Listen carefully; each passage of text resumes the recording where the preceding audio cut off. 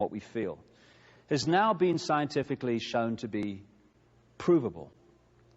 And what you're going to see now are what happens to particles of sand and other various particles when a sound resonates across a plate and resonates those particles in tune with the sound. Because when we think, we're not just sending out a wave which resonates the energy, we're sending out on a frequency outside of the range of human hearing, we're sending out a sound. Everything is sound. When we think, a sound goes out, it resonates the energy around us to that sound. And what you're about to see are some pictures that show this happening when sound is introduced, and how sound takes random particles and turns it into astonishing form. And that's how this universe was created. In the beginning was the Word, and the Word was sound. So what you're looking at here is merely particles formed into patterns by sound.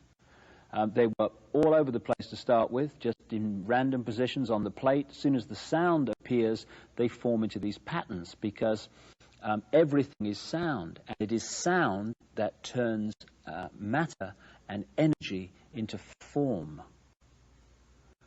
Patterns on wings of birds and insects are all the manifestation of the sound vibrations. Every organ in our body resonates to a certain frequency.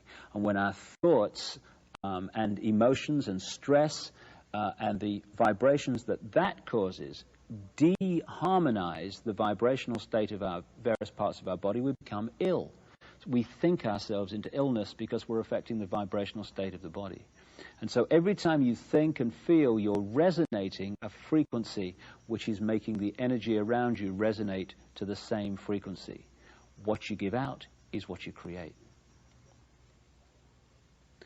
Here you're seeing mini galaxies just formed by particles and sound.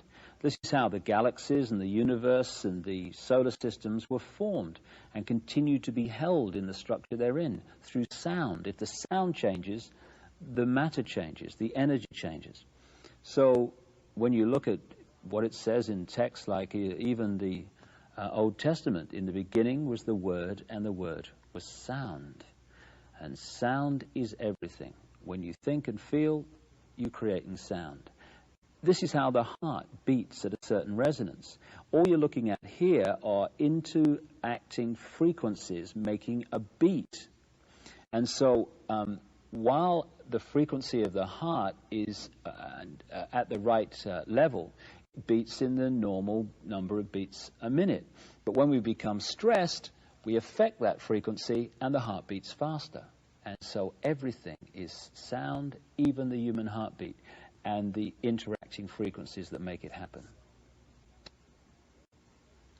And we've seen the galaxies, and now here are the planets forming, just on a plate from particles caused by sound passing through them.